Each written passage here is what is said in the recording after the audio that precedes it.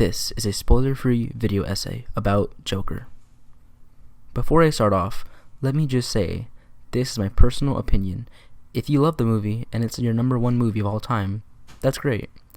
If you hated the movie with every fiber of your being, you should probably relax. But good for you. Now, onto the video.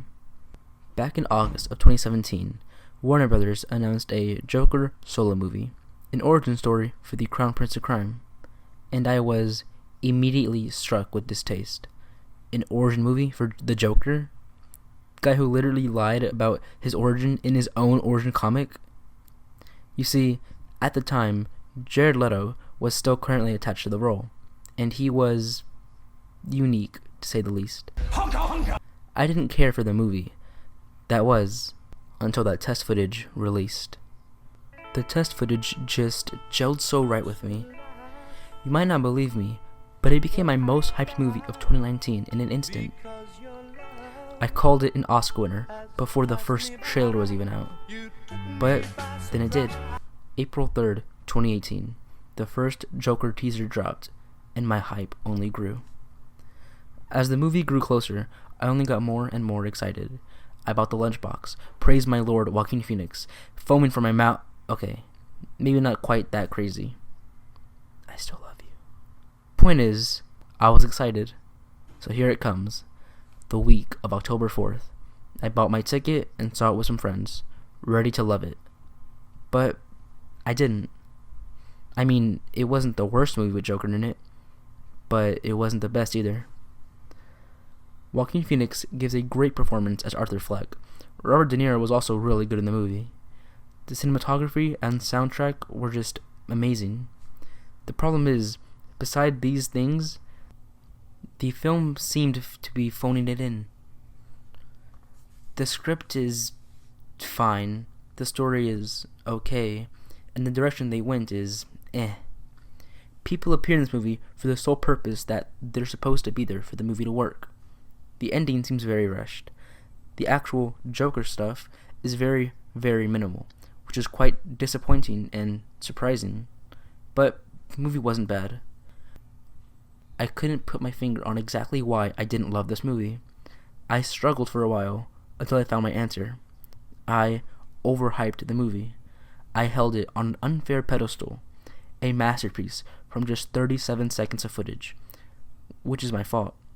But the movie wasn't as exciting as a Joker movie should have been. The world discussing the controversy of a film that would inevitably play it safe.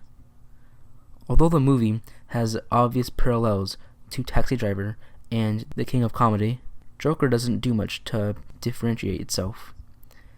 A subtle nod to a film is fine, but the fact that Joker isn't crazy creative is, well, crazy. It's Joker. The movie should have been insane, but it wasn't. The main problem is this movie doesn't need Joker. I can switch the city, the name of a family, and an alter ego, and the movie would still be the same. Joker could be set in Baltimore, with Thomas Clark running for mayor, and Arthur Fleck turning into the comedian, and everything else would be the same. In Save the Cat writes a novel, Jessica Brody says this about writing your protagonist. Regardless whether you've already thought up your big story idea or you're still working on that part, I urge you to put everything aside for now and just focus on the hero of your story.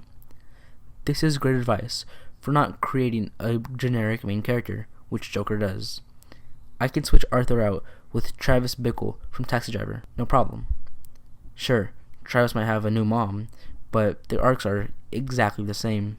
Only problem is, Taxi Driver needs Travis. The story needs the straight-edged, crazy mohawk-wearing, gun-savvy Marine. So, how is Joker the most interchangeable part of his own movie? Easy. Director Todd Phillips wanted to make his own version of Taxi Driver, but his story and characters weren't strong enough for it to be greenlit. So, slap a big house-held name like Joker, and you've got yourself a movie. Just change some things around, and bam, you've got yourself an anticipated release. I don't want to take away anything from the incredibly hard work that every person did to make this film possible. These are just my thoughts of the society-driven movie. Even though I've talked negatively about this movie, this is still an enjoyable time. Go watch it if you're intrigued. Just watch Taxi Driver afterwards.